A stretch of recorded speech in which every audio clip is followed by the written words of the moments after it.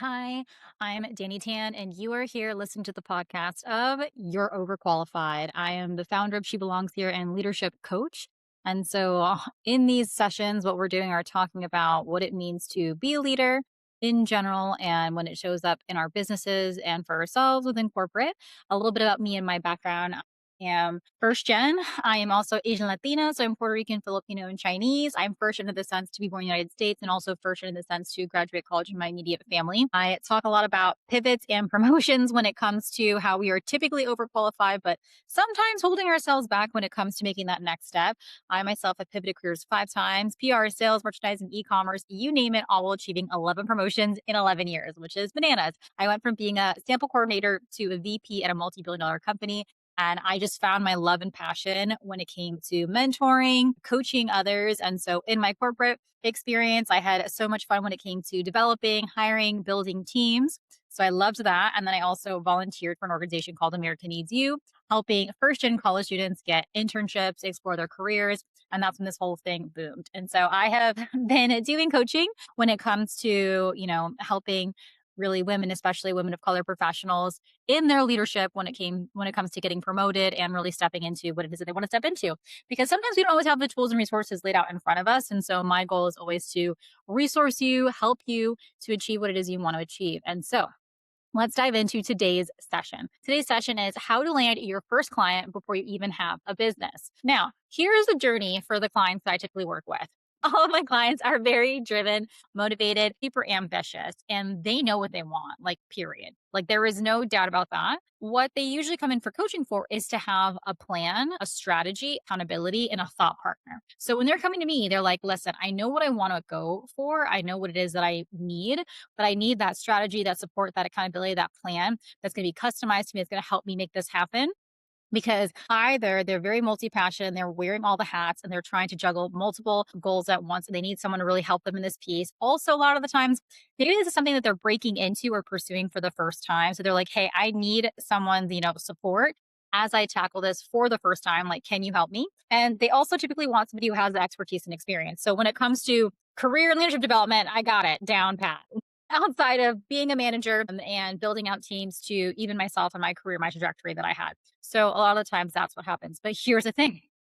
So while my clients will come to me to talk about either getting their first like leadership position or their first like people leader promotion, when they come to me for that, since they're so ambitious and driven, typically we'll work together for 3 to 6 months and they will get their promotion, get what it is that they need and that they want from the work that they've done. We create a plan and they get it. But the part that's really interesting that happens is, since they're so driven and ambitious, they start to realize as they go up the ladder, as did I, wait a minute. I feel like I put so much effort, so much work into this organization. And yeah, it's great that I'm getting promoted. And now I have, a higher salary and a higher title, but I could be doing this for myself. And so a lot of the times, my clients who work with me for that first 3 to 6 months, who then get their promotion, move up, get the pay increase, they start to realize, okay, I want to start planning for my future. And planning for their future may be that they want to work for themselves full time and they want to build that out now while they have their 9 to 5 to help fund and keep them secure and create a plan for their future. Or they want to start to do both at the same time. Like, hey, I want to build just a side business in general to bring in some additional income and for fun and for creativity. And so a lot of the times that's the next iteration of the clients that I work with, is building something for themselves, either to eventually go into full time because they want flexibility and freedom, let's say, to be able to travel, have location independence, or just be able to be their own boss, be able to work from home. Who knows? So sometimes there's that piece, or the other piece, they just want to build something on the side that's fun for them. And so what we do when that does happen is they end up working with me for an extended period of time for us to focus in on that. But here's the thing that I want you to think about, because I'm a big proponent for this and also something that I lived. When I built my business, I actually also still had my VP job. And so I was doing both for at least 2 years. I was doing both for 2 years before I went full time in my business. And so the reason why I did that for myself was, listen, if you are listening to this and you have any similar like background or thoughts is of this when it comes to finances and security and stability. The thing is that I wanted to feel really financially secure in order to leave. I had built an entire career.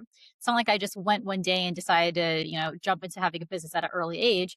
I had built, I don't know, a 15 plus career when it came to what it is that I do. And so I had built the salary that went with that, the retirement plan that went with that, all that good stuff. So I wasn't going to just jump into a business without it feeling secure.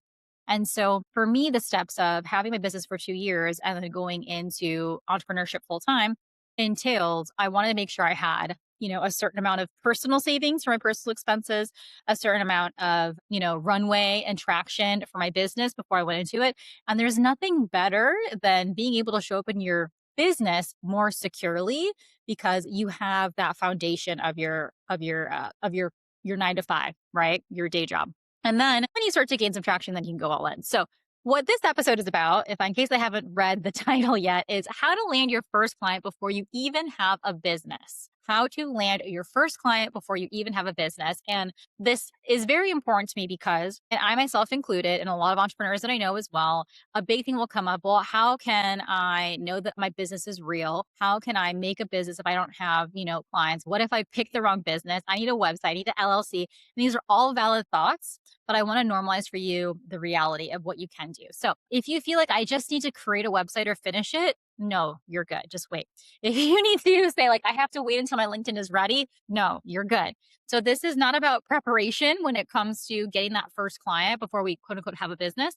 It is really about not allowing productive procrastination to get in the way. I'm going to say that one more time. Productive procrastination. So you feel like you're being productive. You're like, oh, well, I'm building a website. I'm creating a pitch deck. I'm, making my LinkedIn better.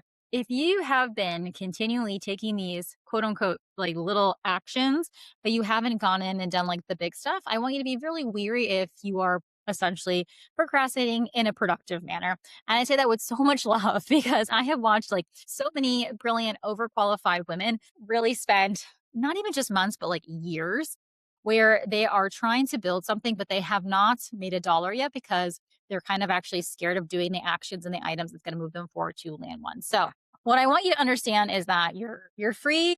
Not you're free. Your first client isn't going to come from building a website, and your first client isn't necessarily going to come from having the most perfect pitch deck. It really is going to just come from having a conversation and starting with conversations first. That's something that I'm a big advocate for. And so this episode for you is for you if you're like, I'm almost ready to start, but it's been taking you a little bit longer than you like to admit. And I want you to, take some of these actions so you can one notice what's going on potentially, and then how can you take some actions, things that could be like productive but really are a productive procrastination trap would be something where you're like, oh, I'm just stuck on choosing my color palette, or I'm not sure about my copy for my website, or and still designing the logo. Like that's all movement without risk. One more time.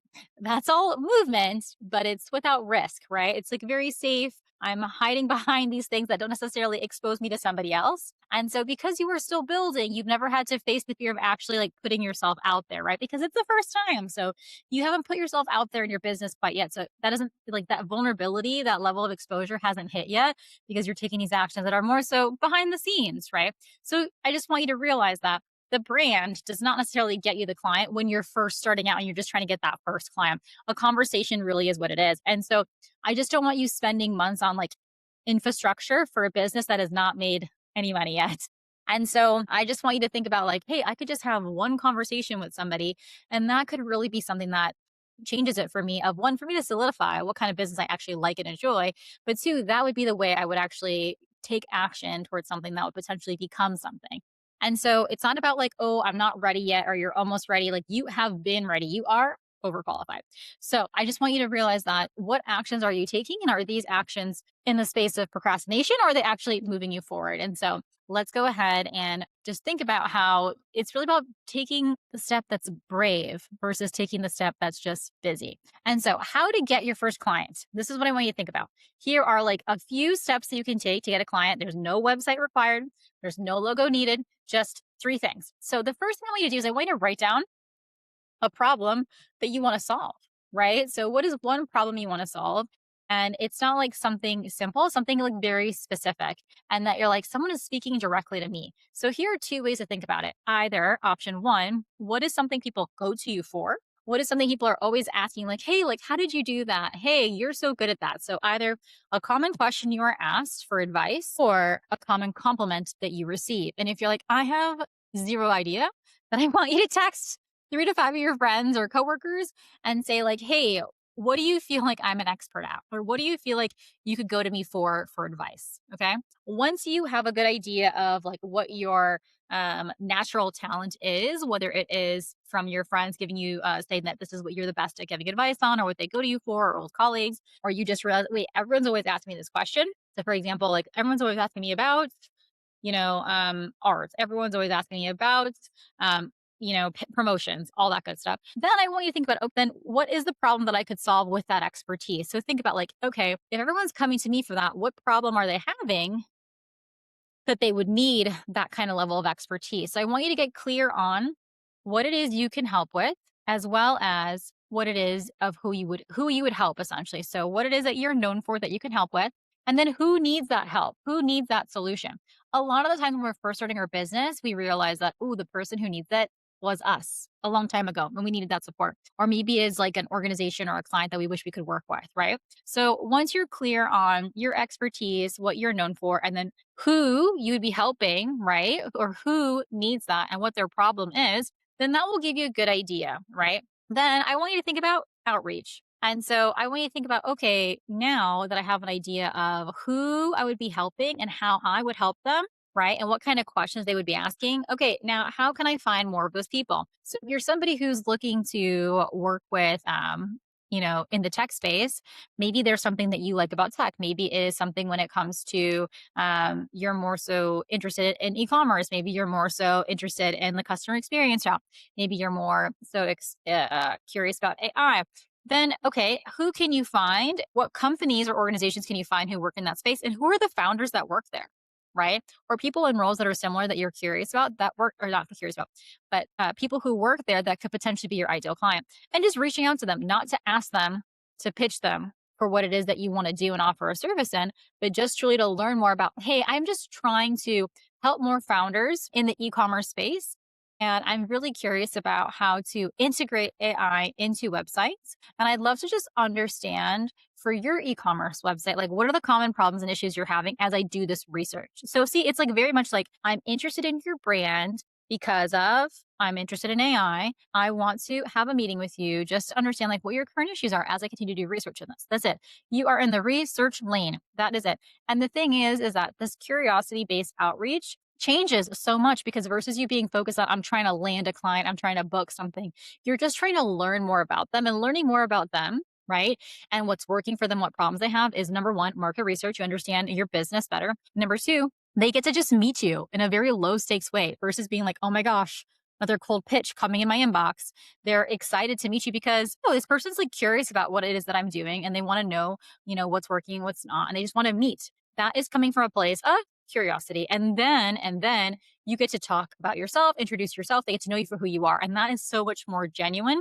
And if it goes from there, it goes from there. That's what I want you to do when it comes to just curiosity based outreach. I have so many clients that have done this that have ultimately led to them getting clients, right? So you name it, whether it's in the media space, whether it is in the app space, whether it is in the beauty space, I've had multiple clients be able to do this as well as myself. So if there's something you're kind of curious about and you're like, come talk to me because we make this happen very easily. Now, the next piece is how can you use expert networks? This is another big thing too. I will always ask my clients, not just to like network willy nilly, but like to think about who are the experts in that space and do you have community in those spaces? And a lot of times we don't, right? A lot of the times we don't have that community built in. I have many, many, many a client who will say, I have zero network. And so a lot of the times our work together is building out that network. And building out that network will be, okay, let's identify who it is that you want to help and what spaces are they in, right? Is it a certain kind of membership that they're in? Is it a certain kind of meetup that they join? Is it a certain kind of event or conference that they have? And then we talk about how to get you in there and start to nurture and build relationships. So you're exposing yourself to that industry, right? And that again is no pitch, no proposal, no website, just being able to take the time to gather the knowledge and bring in your knowledge and meet people. And this is the fastest way because you're able to just introduce yourself, talk about yourself, learn about them, and then that brings that connection together. People want to work with people because of relationships, right? Like there are so many different coaches out there. People are not picking me because I have like the most perfect marketing. They're picking me because they get to meet me, understand me, and connect to me. So same thing with one of my clients who she works in the marketing space. she gets it done, right? Like when people talk to her, they learn about her expertise and her experience. They want to work with her. And she doesn't have like a fancy website or anything crazy like that. And which is bananas to me because when I looked at what she does, I was like, you have really nothing. But she has built her relationships just by reaching out and talking. And that as a woman that is an immigrant in the United States. So listen, if she can move here by herself and make it happen, I believe in you to do it too. So just know that I really want you to think about it doesn't have to be about pitching. It's not to be about being ingenuine. It's about understanding what it is you've got that you can help with, who it is you want to help and how you want to help them, understanding what their problems and challenges are, being able to identify where are they currently.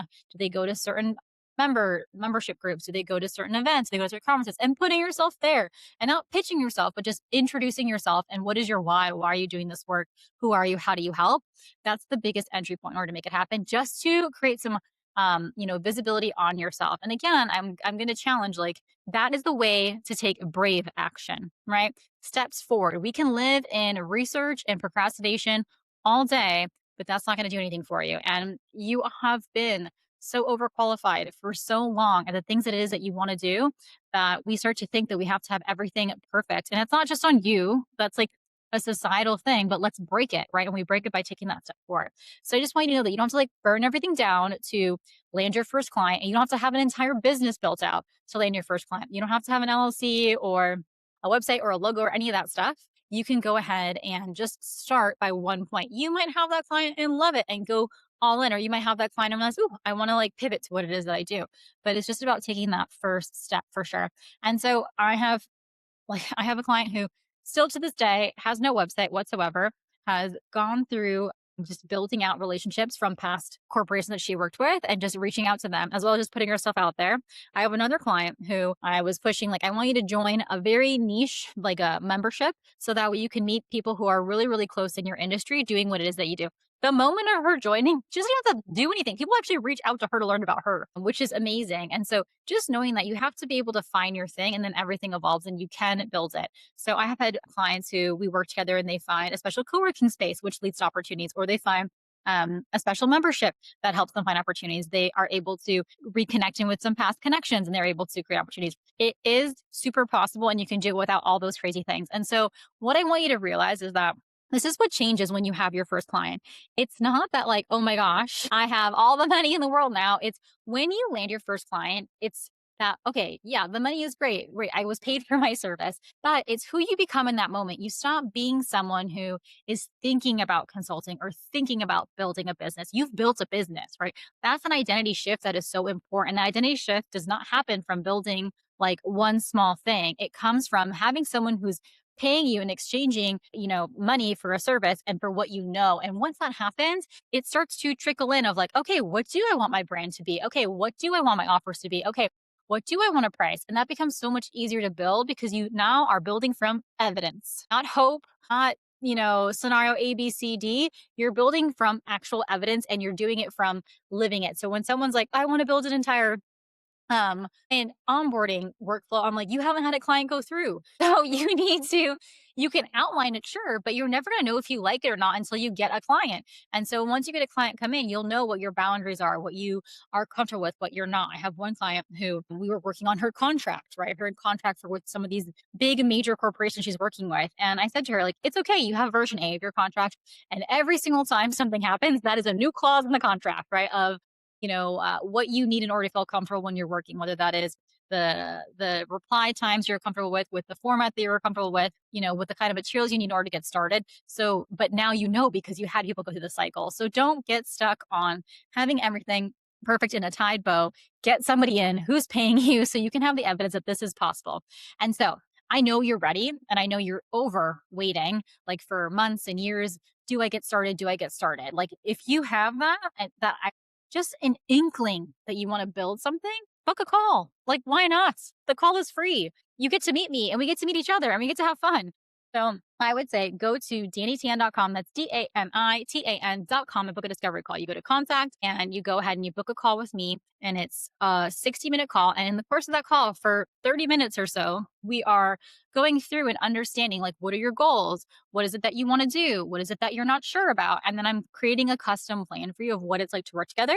And we can work together for the length of either 3 or 6 months, depending on your goal. I'll always give you a recommendation, but ultimately the choice is yours. And that's the beautiful thing. You can stop living in like procrastination or woulda, shoulda, coulda, and actually take action towards what it is that you want. And in a time that is absolutely bananas when it comes to what is going on in the world, there's nothing better than being able to take more control in your life of what it is you want to do, where you want to do it, who you want to do it with, than starting the idea of building your business. And it's totally cool to have a 9 to 5 and to have your day job, but it's even better to know that you can build something on the side and that can always be your backup plan of something you want to go into or that you want to have fun with or you want to explore. And I think it's the most amazing thing to have the ability and the skill to understand how to build a business. I think that's an amazing skill set to have and experience to have. So whether you decide to have it for 3 months, 6 months, no months, at least you tried it out once. I think that's way more important and impactful for what it is you can do. So I tell you, come book a call. Let's talk about a plan to get you your first client. And all you need is a conversation. So I will catch you in the next episode and I will talk to you soon.